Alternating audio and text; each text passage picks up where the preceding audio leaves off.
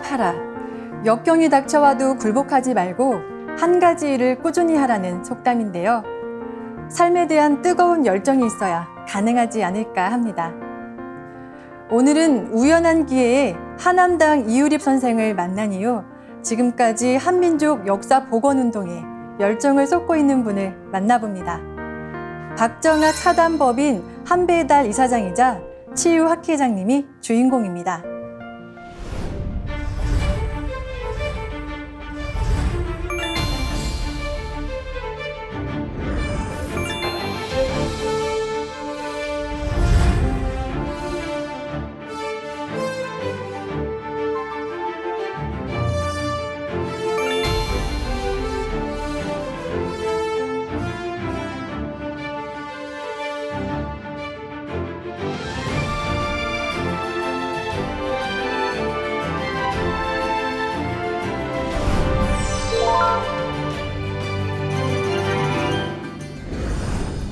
안녕하세요. 네. 이사장님께서는 현재 우리 역사 복원 운동에 앞장서고 계시잖아요. 네. 그런데 처음부터 역사를 전공하거나 관심이 있지는 않으셨다고요? 네. 근데 고등학교 다닐 때까지는 제가 공부 열심히 한 학생이 아니고 운동 잘하는 학생이었어요. 네. 그래서 이제 육사 시험 칠 때 사회 과목에서 선택이 있었는데 국사하고 세계사 중에서 선택하라고 그랬는데 국사는 막 그 사람 이름도 많이 외워야 되고 연대도 많이 외워야 되고 그렇더라고요. 그래서 국사 선택 안 하고 세계사를 선택했습니다. 근데 육군사관학교에서 훈육관을 하면서 생도들이 보는 책들을 쭉 훑어보다가 보니까 자유지라는 책이 있었어요. 근데 그 책이 굉장히 많이 꽂혀 있었어요. 여러 권이. 그래서 이게 혹시 그 생도들한테 나쁜 책은 아닌가. 그 정권 하나로 읽다가 보니까 이유립 선생님의 글을 읽게 됐어요. 우리 역사의 문제점이 많다는 거죠. 근데 내용을 읽다 보니까 진짜로 그 말이 상당히 일리가 있었어요. 그래서 결국은 공부를 더 하게 되고 결국 박사학위까지 받게 되었습니다. 네. 자유지에 기고한 이유립 선생님의 글을 접하면서 결국 이제 박사학위까지 취득하신 셈인데요. 예. 이유립 선생님은 1986년 타계하기 전까지 예. 이제 가난한 삶 속에서도 우리나라의 역사를 알리기 위해서 매두몰신하셨어요. 예. 그런데 그렇게까지 한평생을 역사를 알리는데 투자하신 그 어떤 이유가 있을까요? 그런 게 있는 것 같아요. 제가 이제 마지막 돌아가시기 한 반년 동안 가까이서 모셨는데요. 그 사이에 내가 들은 얘기에 따르면은, 선생님은 1907년에 평안북도 삭주에서 태어나셨어요. 근데 6살 때 서당에 가가지고 공부를 하는데, 옛날에 무슨 책을 보잖아요. 그런데 이제 한나라가 고구려를 침공하는 장면에 대한 글이 나왔는데 그때 한 고조가 우리 고구려를 보죠. 토멸지하시고 이렇게 읽더라는 겁니다. 이제 서당 선생이. 아니 우리나라를 공격한 침략한 나쁜 놈인데 그 사람에게 왜 토멸지하시고 이렇게 존칭을 붙이느냐. 그래서 싫다 그러고 학교를 서당에를 안 갔답니다. 그게 이제 첫 번째 역사와 관련된 장면이고, 그 뒤에 이제 독립운동에서 당시에는 독립소년단이라는 게 있었어요. 그게 뭐냐면 이제 독립군과 독립군 사이에 연락해주는 통신원이었어요. 그 통신원을 하면서, 집에 아버지 친구들인 계은수 선생님이라든가 최수용 선생님이라든가 이덕수 선생님, 신채호 선생님 이런 분들하고 이제 얘기하는 거 중간에 좀 많이 들었대요. 그래서 역사라든가 혹은 우리 민족 정신 이런 얘기를 많이 듣고 이랬는데 15살 때쯤 됐을 때 어느 날 계연수 선생님이 부르더래요. 불러가지고 자네 역사 공부 좀 해보게 이러더라는 겁니다. 근데 그때만 해도 막 독립운동 한다고 정신이 없을 때니까 어린 나이지만은 요즘 너무 바빠가지고 그것은 다음에 생각해 보겠습니다. 그래 답변을 했대요. 그런데 문제는 3일 후에 계연수 선생님이 이 목이 잘린 시체로 압록강가에서 발견이 된 겁니다. 그 현장을 아버지하고 같이 가서 보고 그 순간에 본인이 느꼈다고 그러더라고요, 저한테. 아, 그게 역사 공부하라는 게 계현수 선생님의 유언이었구나. 그래서 유언으로 받아들여가지고 역사 공부를 시작을 했다는 겁니다. 그 뒤에 많은 공부를 하셨죠. 그래서 계기는 뭐 그게 제일 큰 계기였고 끝까지 계현수 선생님의 유지를 지키려고 노력하셨습니다. 지금으로 치면 중학교 2학년 때 네. 이유립 선생님께서 처참한 광경을 목격하신 건데요. 그 어린 소년 이유립 선생이 겪었을 그 참혹함은 짐작도 할 수 없을 정도로 참 가슴이 아픈데요. 그렇겠죠. 아까 조금 전에 말씀하셨던 이사장님과 이유립 선생님과의 인연에 대해서 말씀하셨어요. 네. 조금 더 자세하게 말씀해 주세요. 예. 사실은 그 1982년에 제가 요즘 한미연합사령부에 근무를 했습니다. 그래서 근무를 할 때 우리 한국군 장병들한테 정신교육 시키는 시간이 있어요. 한 달에 한 번씩. 그때 제가 이유립 선생님을 수소문해가지고 모셨어요. 그래서 이유립 선생님이 한번 강의를 하셨습니다. 그때 이제 저하고 첫 만남이었어요. 책으로는 전에 만났지만은 직접 만난 그때가 처음이었어요. 그리고 나서 3년 후에 우연히 신문을 이렇게 보다가 보니까 제 일면 중간에 인수봉의 쇠말뚝을 뽑는다 하는 기사가 났어요. 그 기사를 보는 순간에 이제 국사광복운동을 할 때가 왔구나. 분위기가 무르익구나 하는 생각이 들어가지고 바로 이제 이거 이유립 선생님 제자한테 전화를 해서 이유립 선생님 지금 어디 계시느냐. 그래서 바로 그 다음 날인가가 일요일이었어요. 일요일 날 바로 그 집으로 찾아갔습니다. 김포 읍 변두리에 있는 조그만 단칸방이었어요. 그래 가가지고 제가 그 신문을 보여주면서 이제 국사광복운동을 할 때가 무르익은 것 같습니다. 제가 하여튼 적극적으로 도와드릴 테니까 좀 해봅시다. 이렇게 얘기를 했다고요. 그런데 딱 고개를 저으시더라고요. 이렇게 손을 이렇게 저으시면서 아닙니다. 이제 끝났습니다. 그죠? 우리나라에서는 안 됩니다. 우리나라는 자기의 그런 노력을 못 알아준다는 거죠. 그래서 오랫동안 가족들하고 떨어져 있었으니까 가족들하고 살러 가겠습니다. 이렇게 얘기를 하는 거예요. 그래서 그 다음 주에 제가 집사람하고 같이 가면서 우리 아들 둘이거든요. 아들 둘 데리고 갔어요. 그때 아마 7살, 5살 좀 됐을 겁니다. 이런 둘이를 데리고 가가지고 우리 집사람이 이렇게 큰절하고 애들하고 같이 이제 큰절하고 선생님 얘들을 만주 찾는 선봉장으로 키우고 싶습니다. 그런데 학교에서 배우는 역사 가지고는 안 되지 않습니까? 그러니까 제가 선생님한테 배워가지고 얘네들한테 가르치겠으니까 선생님 저한테 바른 역사 가르쳐 주십시오. 그랬단 말입니다. 와, 딱 그 소리를 듣는 순간 우리 이유립 선생님 막 머리를 쾅쾅 치는 거예요. 자기 머리를. 이게 막 때리면서 머리가 띵합니다. 머리가 띵합니다. 막 이러시더라고요.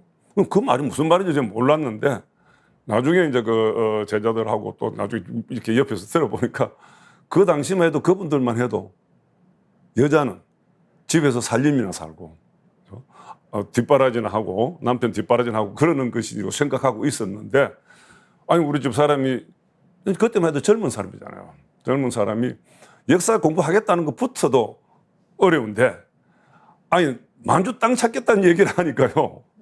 그냥 완전히 충격을 받았던 겁니다.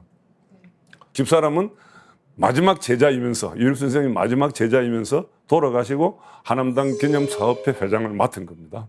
그래서 1년 후에 그 대비달 명사 출판 기념회를 그 기념사업회에서 주관하는 것까지 그게 제하고 이유립 선생님의 인연입니다. 마지막 주 인연입니다. 네.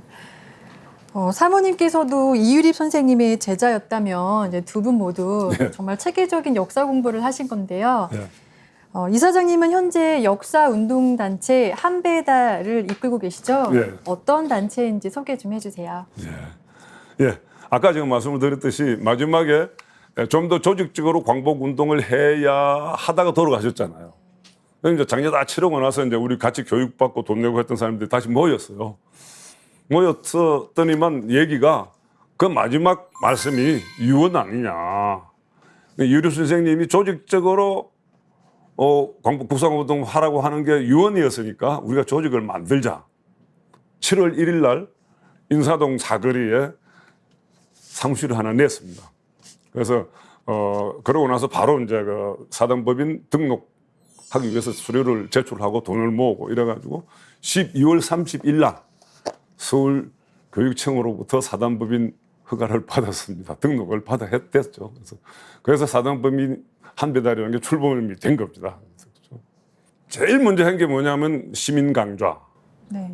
그러니까 우리끼리 공부했던 그런 식의 시민 강좌를 내자. 일반 시민들을 대상으로 하는. 그래서 아마 제가 알기로는 일반 시민 대상 역사 강좌는 그게 처음이 아니었는가 생각을 합니다. 그래서 매주 수요일 날 하다가 화요일 날 하다가 이렇게 잠깐 바뀌긴 했는데 우리 제야사학자들하고 이렇게 불러가지고 하면서 환단고기 또 삼국사 혹은 천부경 그래서 원문 공부를 했습니다. 원문 공부를 계속 좀 해왔고 또 뭐 그것뿐만 아니라 예를 들어서 우리 고대 천문학 뭐 이런 것도 해왔고요. 그 다음에 천부경이라는 걸 가지고는 1994년도에 처음으로 아마 대한민국 아니고 세계에서 처음이겠죠. 그 학술 대회를 했어요. 요게 그때의 자료집입니다. 여기 안에 천부경과 관련된 논문을 한 29번 실었어요. 그래서 천부경이라는 것이 이렇게 가치 있는 책이라는 거, 민족경이 가치 있는 책이라는 거를 이렇게 했죠. 그런 여러 가지 행사들을 우리 쭉 해오면서 특히 이제 중요한 건 저쪽 위에 한번 보십시오. 저기 책들이 많이 있습니다. 네. 저 책들이 우리 한배달의 기관지입니다.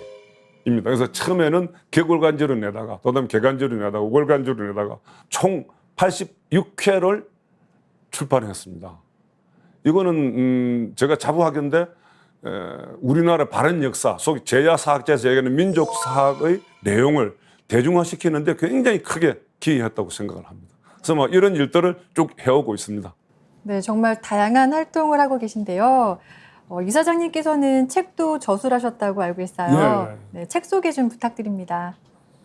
이 두 권입니다. 네. 하나는 결의 을을 찾아서. 그래서 이제 요건 내가 강원대학에서 한 10년 동안 강의하면서 강의했던 그 강의록을 정리한 겁니다. 그런 내용이고요.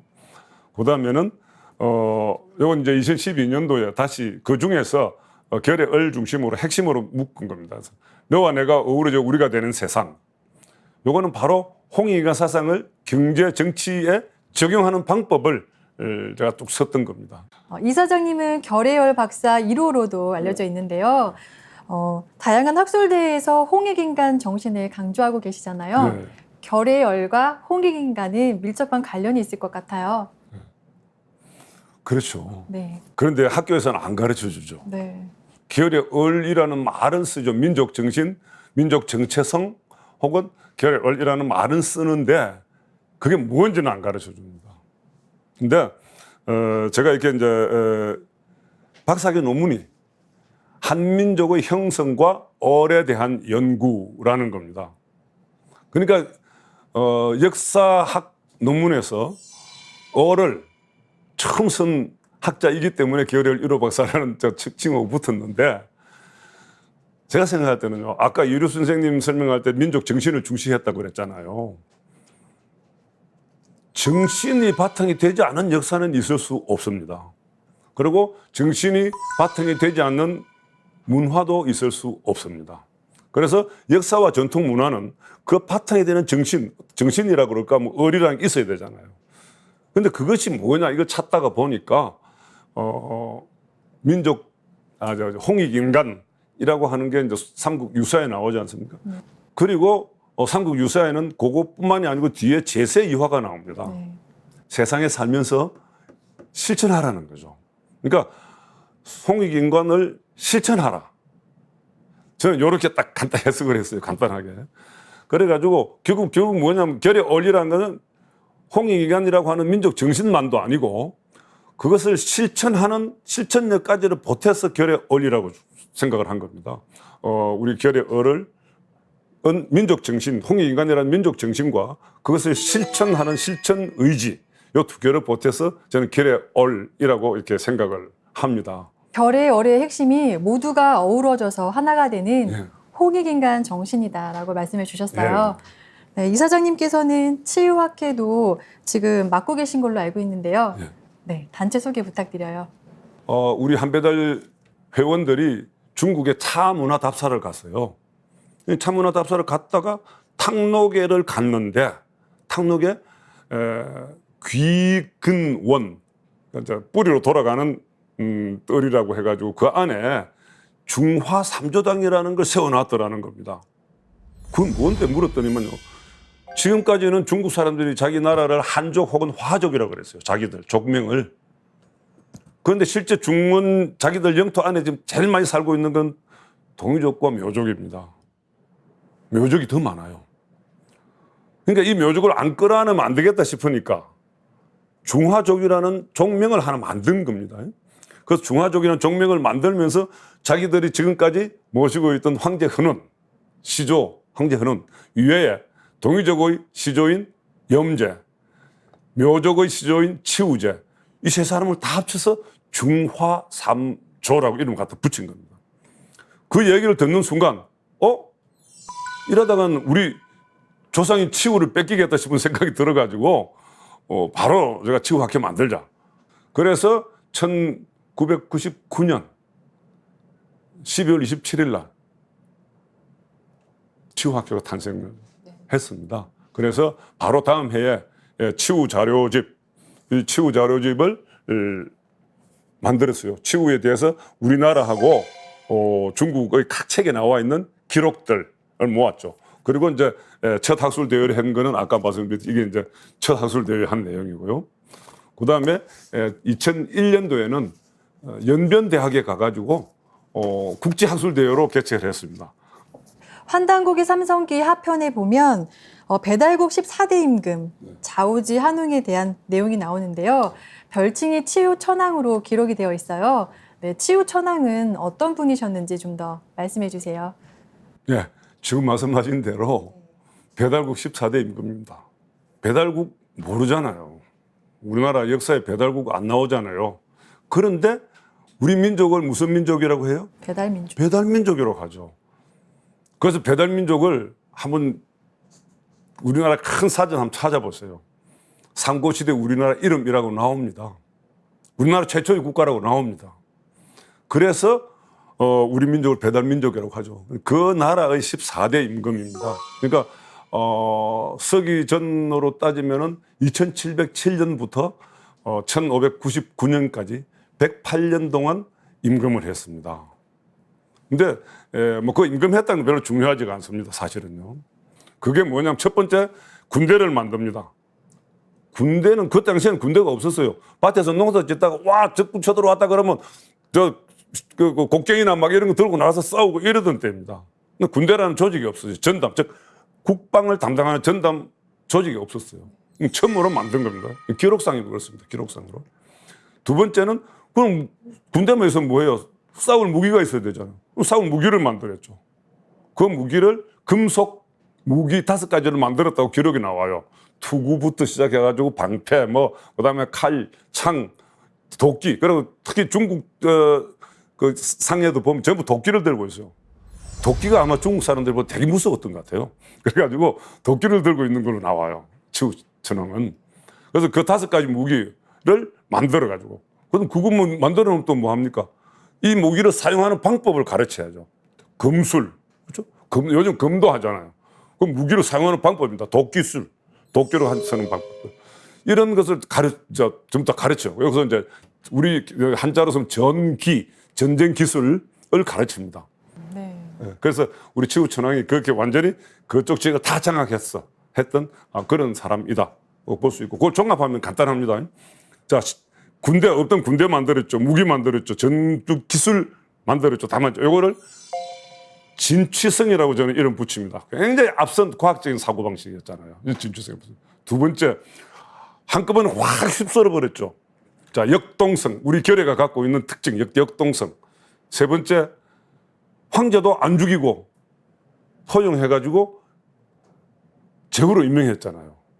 포용성입니다. 이 진주성과 역동성과 포용성이 우리 결의가 가지고 있는 특징이고 미래 인류 사회가 가야 될 방향이라고 저는 생각하고 있습니다. 네. 서기전 28에서 26세기경에 구리로 무기를 제작했다고 하셨잖아요. 그러면 이때부터 청동기 시대를 열었다고 볼 수도 있는데요. 그렇다면 그것을 증명할 만한 유적은 발견되었나요?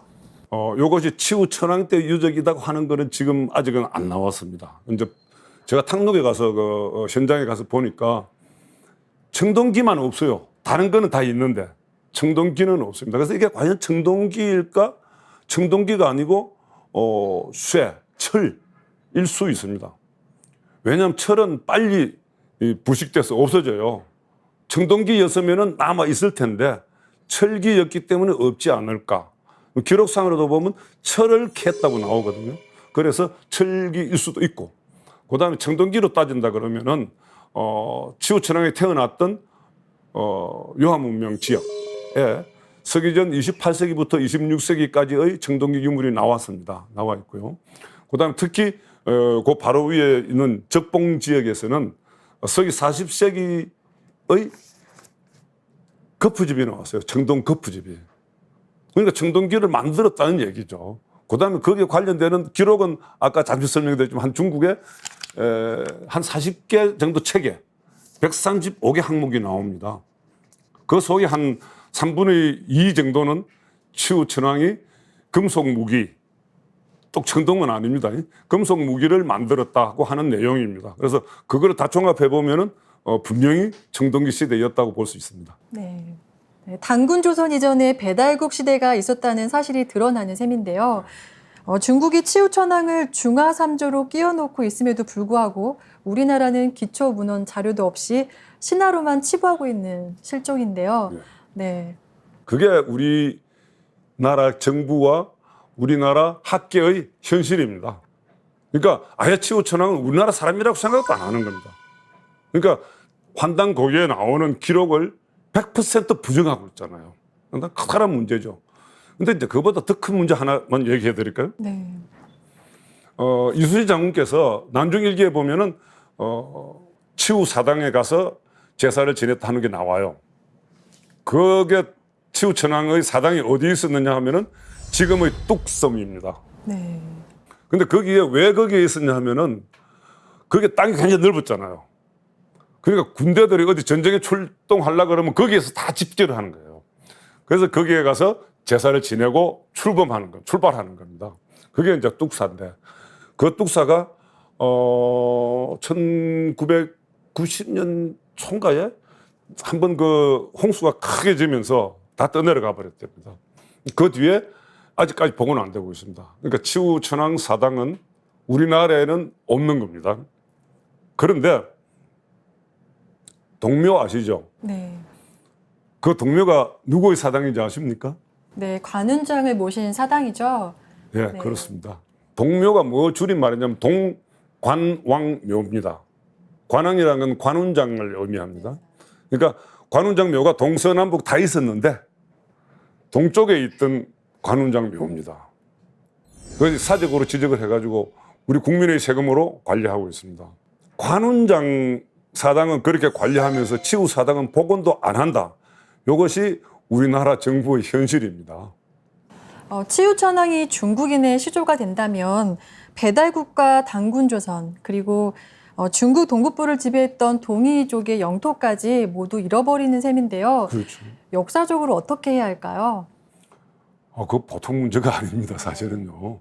지금 그 당시에 우리 역사적으로 보면은 중화족은 그 당시에는 하북성 쪽으로 올라오지도 못했어요.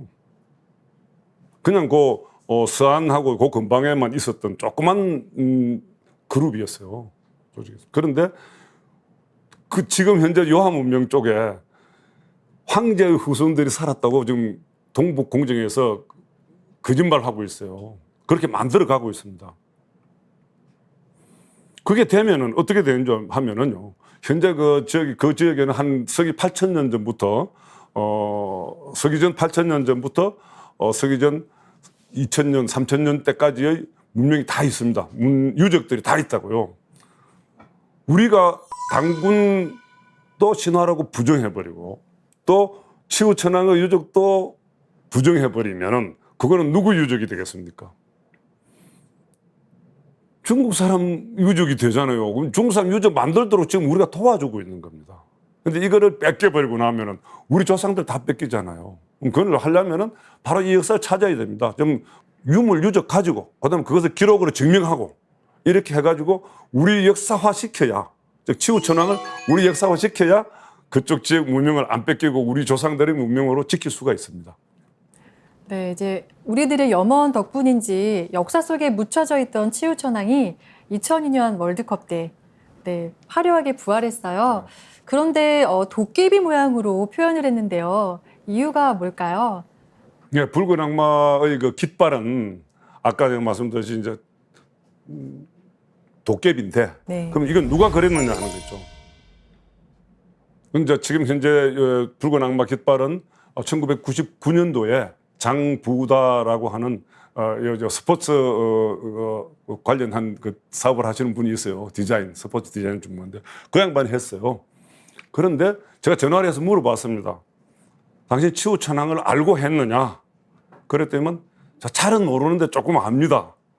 그래서 그런 그 문양을 그렸습니다. 이렇게 얘기를 하더라고요. 그런데 이제 더 중요한 게 하나 있습니다. 1995년도에 용산에 있는 전쟁 기념관 알죠? 네. 그 기념관 이렇게 현관에 딱 들어가면은 바로 위에 전쟁 신을 상징하는 그림이 있습니다. 그 그림이 바로 붉은 악마 깃발에 나오는 치우천왕입니다. 요거를 그린 사람은 또 누구냐 하면은 조벽이라는 조각가인데요. 그 양반을 만났어요. 한배달 찾아왔어요. 네. 그래가지고 이제 얘기를 하다가 보니까 그때 자기는 군대 들어가가지고 1등병이었대요. 그런데 신문에 이제 광고가 뜬 겁니다. 전쟁 기념관 그 위에 그 상징하는 전쟁신을 상징하는 그 디자인을 모집한다고. 그러니까 대대장이 부르더니만 어이 자네 이거 그려 이러더라는 거예요. 그래서 딱 보니까 딱 마감 날짜가 3일밖에 안 남았더랍니다. 막 그날부터 잠을 못 자고 계속 고민을 했는데 마지막 날 밤에 딱 현몽이 떠오르더래요. 그래서 그냥 그걸 그대로 그렸답니다. 네. 여기 와서 이제 자기 입으로 얘기를 하더라고요. 그런데 그림이 같아요. 그렇죠? 네. 그 얘기는 무슨 말인지. 그래서 내가 물어봤죠. 그럼 당신은 귀면화나 혹은 치우천왕을 알았느냐 그랬더만 치우천왕은 몰랐고 귀면화는 어디서 이렇게 조금 봤대요. 그래서 그게 아마 자기 떠오른 것 같다 그러더라고요. 그럼 치우천왕을 전혀 몰란 겁니다. 그러니까 전쟁신이라는 걸 모르는 상태에서 전쟁신을 그렸는데 그것이 치우천왕이 된 겁니다. 네. 그래서 그것이 결국은 전쟁신이라는 승리의 신이니까 또 있죠. 승리를 갈망하는 우리 붉은 악마 팀들의 상징이 돼버린 거죠. 그래서 결국은 그 모든 것이 차라피 치우천왕이다. 저는 생각을 하는 겁니다. 그래서 참 생각도 안 한 곳에서 그게 와가지고 전쟁신의 자리에 자기가 들어간 거잖아요. 그래서